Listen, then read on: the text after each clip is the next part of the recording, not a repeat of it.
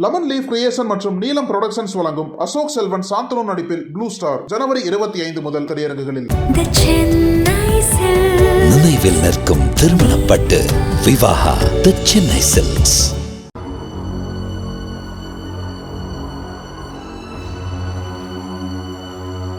Geetha, long drive போலாமா?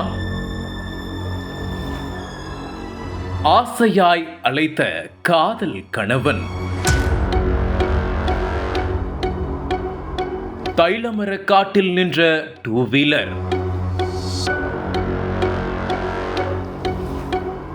திடீரென அரங்கேறிய மர்ம சம்பவம். திடுக்கிட்டு தலை தெறிக்க ஓடிய கணவன். கூவன் கிணற்றில் அரங்கேறிய திகழ்.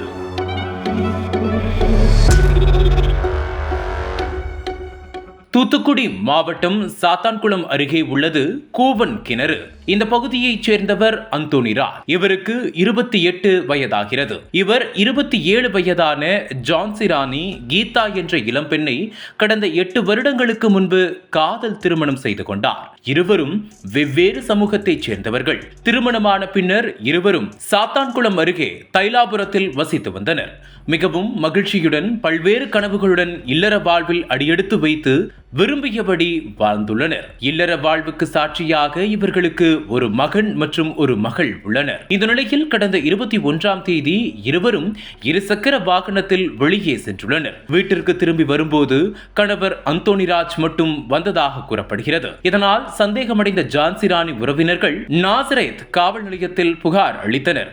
இதற்கிடையில் அதே தினத்தில் வீட்டிற்கு வந்த கணவர் அந்தோனிராஜ் தைலாபுரத்தில் உள்ள அவரது வீட்டில் தூக்கிட்டு தற்கொலை செய்து கொண்டார். இதுகுறித்து வழக்கு பதிவு செய்த போலீசார் தொடர்ந்து விசாரணை மேற்கொண்டனர். இந்த நிலையில் சில தினங்களுக்கு பிறகு சாத்தான்குளம் அருகே உள்ள இடச்சிவிளை ML தேரிக்காட்டு பகுதியில் இளம்பெண் உடல் அழுகிய நிலையில் கிடப்பதாக போலீசாருக்கு தகவல் கிடைத்தது. உடனடியாக தூத்துக்குடியில் இருந்து தடயவியல் நிபுணர்கள் வரவழைக்கப்பட்டு தடயங்கள் சேகரிக்கப்பட்டது. சம்பவ இடத்தை DSP அருள், தட்டார்மடம் இன்ஸ்பெக்டர் திருநாவுக்கரசு ஆகியோர் பார்வையிட்டனர். சில ஆய்வுகளுக்கு பின்னர் அழுகிய நிலையில் கிடந்தது ஜான்சிராணி கீதாவுடைய உடல்தான் என்பதை போலீசார் உறுதி செய்தனர். இந்த சம்பவம் குறித்து தட்டார்மடம் போலீசார் உடலை கைப்பற்றி விசாரணை மேற்கொண்டனர். அப்போது பல திடுக்கிடும் தகவல்கள் வெளியாகி உள்ளது. திருமணமான புதிதில் இருவரும் சந்தோஷமாக தான் வாழ்ந்து வந்துள்ளனர். ஆனால் கடந்த 2 வருடங்களாக இருவருக்கும் இடையே கருத்து வேறுபாடு ஏற்பட்டு வந்துள்ளதாக கூறப்படுகிறது.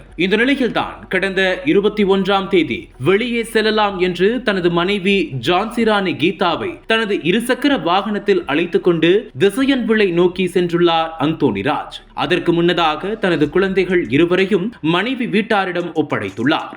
அதன்பின் திசையன்விளை அருகே உள்ள தனியார் பொறியியல் கல்லூரி அருகே தைல மரங்கள் மற்றும் கொல்லாம்பழ மரங்கள் நிறைந்த காட்டு பகுதிக்கு இருசக்கர வாகனத்தில் சென்றுள்ளனர். அங்கு இருவருக்கும் இடையே தகராறு ஏற்பட்டுள்ளது. அப்போது ஜான்சிராணி கீதாவை கீழே தள்ளிவிட்டு கழுத்தில் காலால் மிதித்து கொலை செய்துள்ளார். அதன் பின்னர் அங்கிருந்து மனைவி உடலை 10 மீட்டர் தூரத்திற்கு தரதரவென இழுத்து ஓரமாக போட்டுவிட்டு அங்கிருந்து வீட்டிற்கு புறப்பட்டு வந்துள்ளார். போலீசார் அப்பகுதியில் உள்ள சில CCTV காட்சிகளை ஆய்வு செய்து பார்த்தபோது அந்தோனிராஜ் மற்றும் அவரது மனைவியும் வந்த காட்சிகள் CCTV கேமராவில் பதிவாகி உள்ளது. அதில் இருவரும் மகிழ்ச்சியாக கட்டிப்பிடித்து பேசியபடி செல்லும் காட்சிகள் பதிவாகி உள்ளது. வீட்டிற்கு செல்லும் போது தனியாக செல்லும் காட்சிகளும் பதிவாகி உள்ளதாக போலீசார் தரப்பில் தெரிவிக்கப்பட்டுள்ளது. நசரேத் பகுதியில் இருந்து திசையன்விளை வரை பொருத்தப்பட்டுள்ள கண்காணிப்பு கேமராவில் பதிவான காட்சிகளை கொண்டே அவரது உடல் கிடந்த இடம் கண்டறியப்பட்டு